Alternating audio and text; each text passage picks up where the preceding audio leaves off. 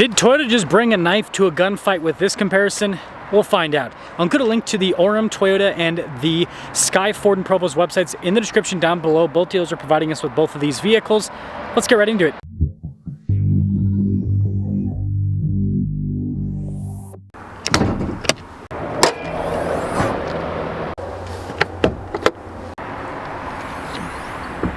The Tundra TRD Pro has a hybrid twin-turbo 3.4-liter V6 that goes through a 10-speed automatic.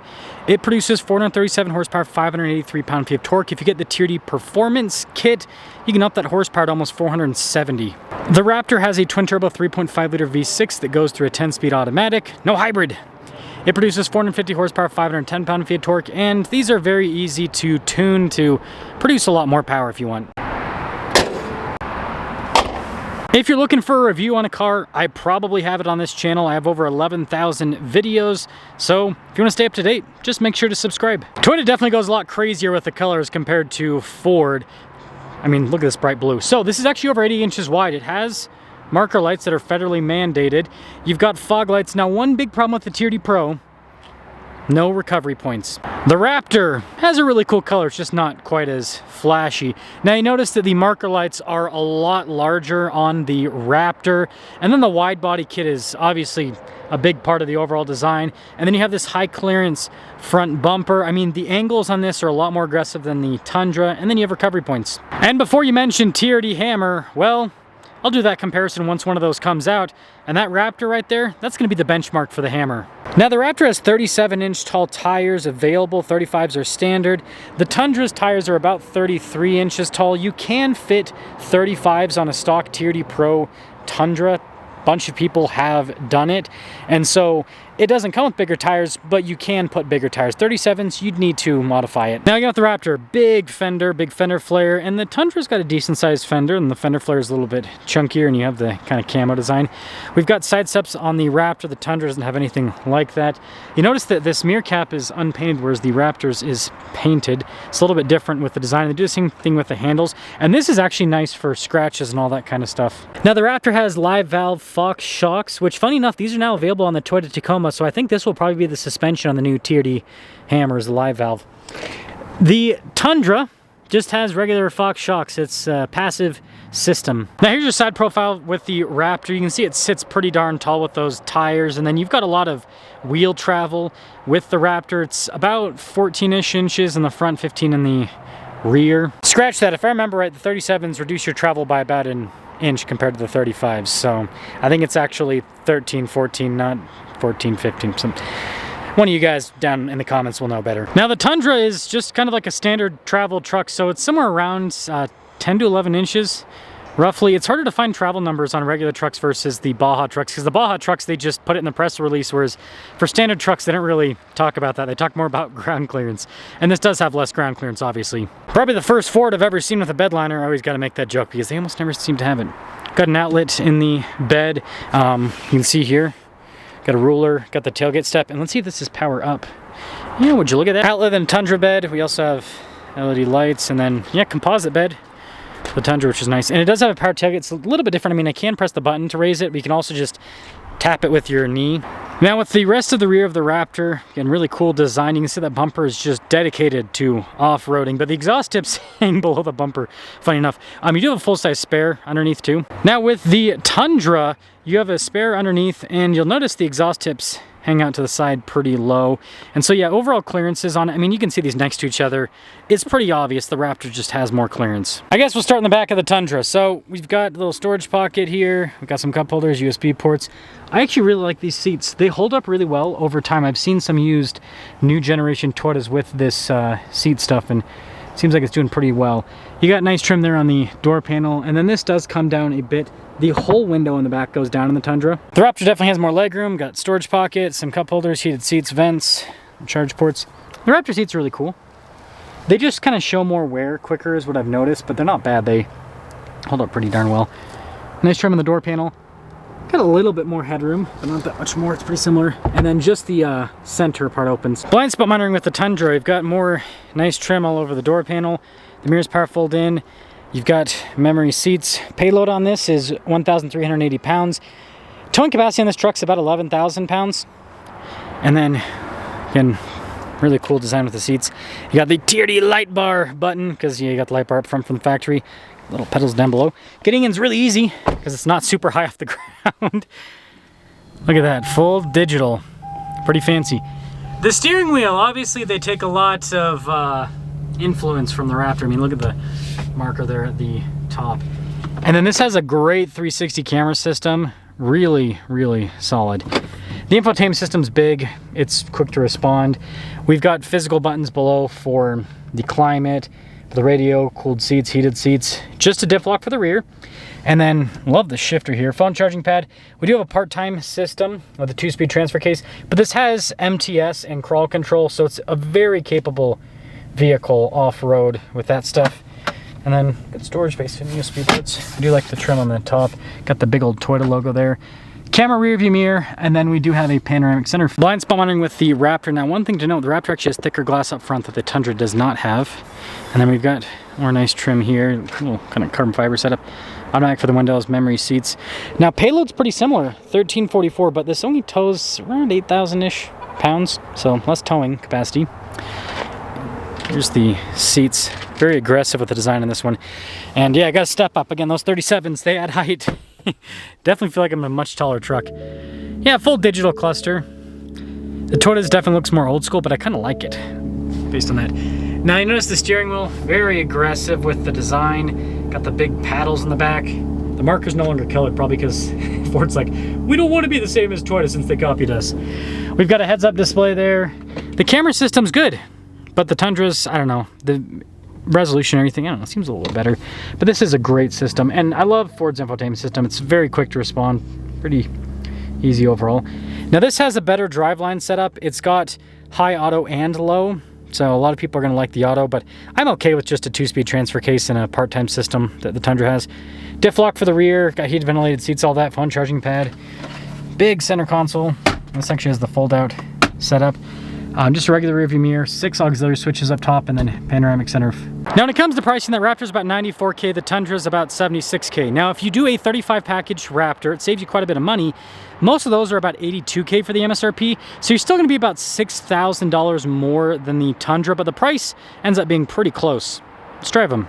Tundra TRD Pro. So if there's still availability tomorrow with all the trucks, I'm going to try to get a comparison with, I've already done Raptor versus RHO this year, but I'm going to try to do Tundra TRD Pro versus Raptor, and then Tundra TRD Pro versus RHO. I know slightly different price brackets and obviously kind of different themes, but they're all halo trucks for the 3 brands.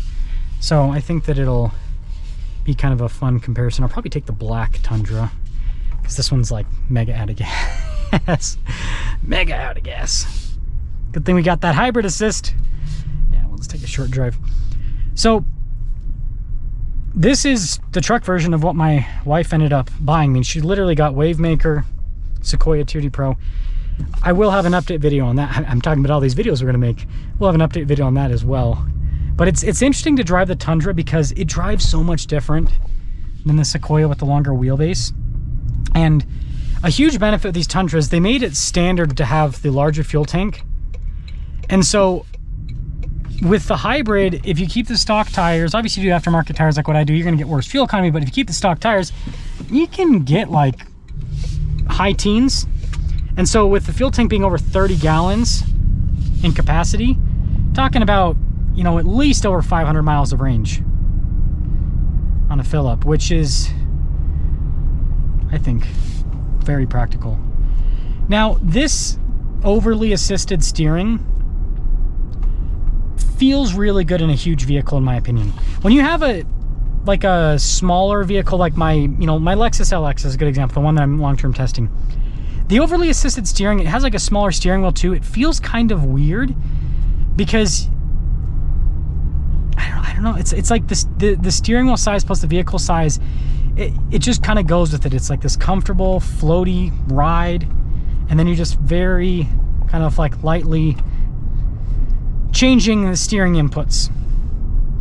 Whereas in a small car, it's like, I want the steering to be tight. A smaller vehicle, rather not a small car, but a smaller vehicle. Point that I'm trying to make, I think the sizing of the steering wheel is perfect. I wish I wish that my LX had a steering wheel this size. Every time I get in my wife's Sequoia, I'm like, man, this is like the perfect size for the vehicle.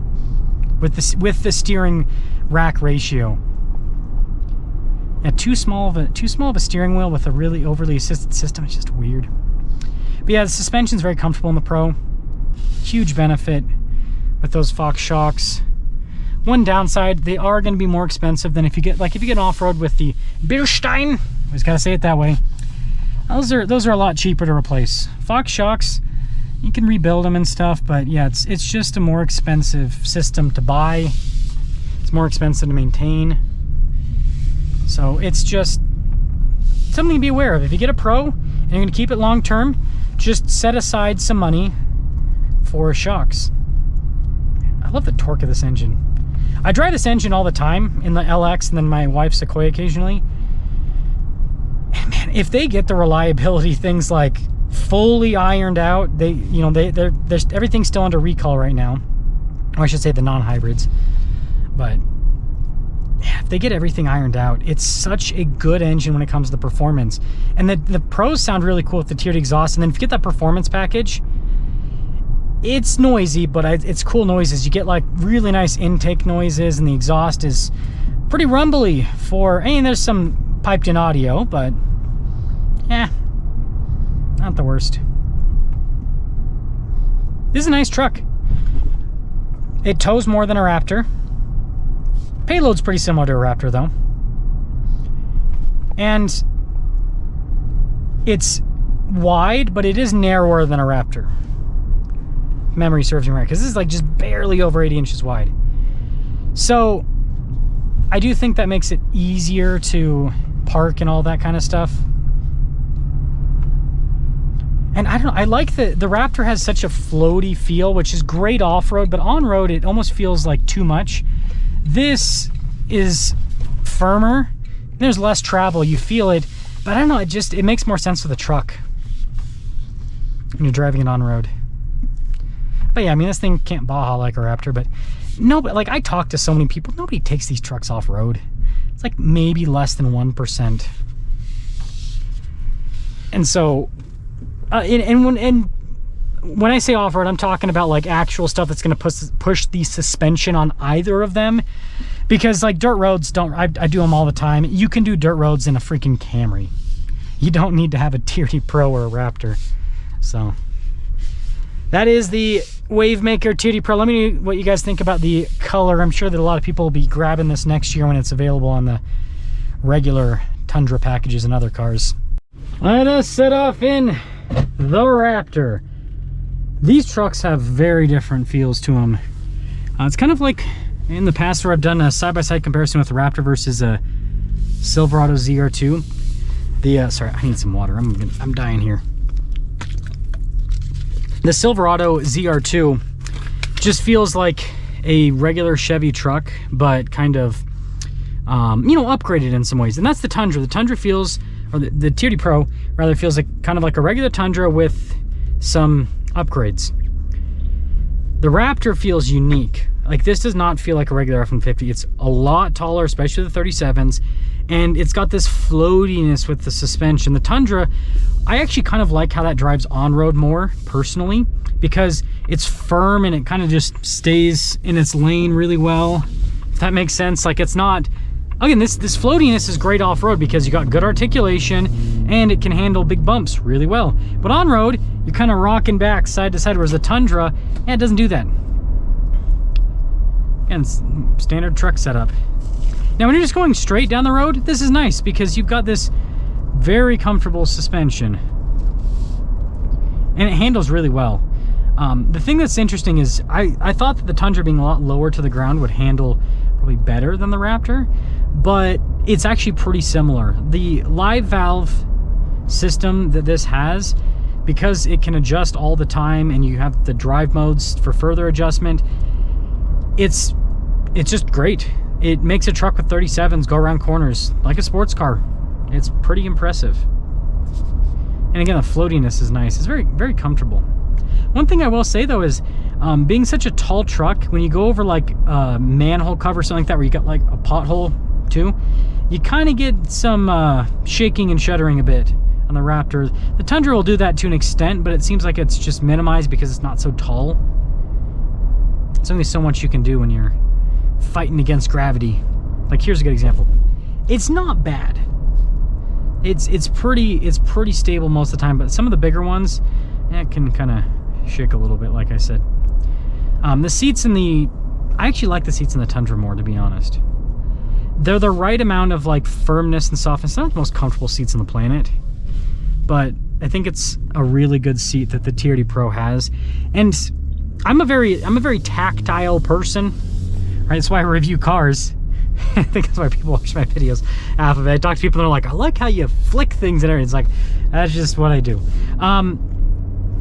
The stuff in the Raptor, it's like soft touch, but it doesn't, as crazy as this sounds, because Toyota usually has like the cheapest materials, you know what I mean? The Toyota Tundra interior feels kind of like higher quality with a lot of the trim pieces compared to the Raptor here. Like, this stuff is soft, but I don't know, the quality, it just doesn't feel like it's got the same quality to it. So that's another kind of plus for the Tundra. That's why that TRD hammer to me is pretty exciting if they actually end up bringing that to production. So in conclusion, here's the truth. If you're looking at a 37 package Raptor, you shouldn't be. I've said this time and time again. If you're like hardcore into off-roading, like you're gonna take your Raptor off-road all the time, yeah, the 37 package, okay? But if you're just driving it around town, you want a cool looking truck, the 35 package. And so if you compare the 35 package to the Tundra, I do think it's a very strong value proposition towards the Raptor for the most part, because you are getting an engine that is proven at this point. You're getting, you know, the Baja truck stuff, which, again, the reason why the Raptor's not like way more money than the Tundra is because it doesn't actually cost that much to turn a pickup truck into a Baja truck. Because, again, if you look at it at the end of the day, you just basically have fiberglass fender flares, or fenders and fender flares, right? Wider set up there, bigger tires, and then a different shock system. So that stuff all costs money, but when you spread out the cost over a bunch of trucks, and the fact that you're not like, because if you swap out shocks yourself, you're paying for the stock shocks and then you're paying for the aftermarket. But with these trucks, they just come with one set. It just comes with, these are the stock shocks. So that also kind of minimizes the cost. So there's just a lot that goes into it. And that's why you look at a Tundra TRD Pro or a Silverado ZR2 and it's like, why is this the same price as a Raptor? Well, it's because like the stuff that those trucks have on them still cost money, and not that much less money than what's put onto the Raptor. But people value what's on the Raptor more because, you know, Baja driving is exciting. But at the same time, I think if you're gonna do like street driving and truck stuff, I personally prefer the Tundra drive on road, and I prefer a traditional truck setup for towing and hauling, because the suspension in the back of this sags a ton when you hook up a trailer, whereas with the Tundra it's going to stay quite a bit more level, because again, the travel, like the suspension, you got to remember, it's meant to compress. So you put a load on the back, it's gonna do the compression thing. So let me know which one you'd pick.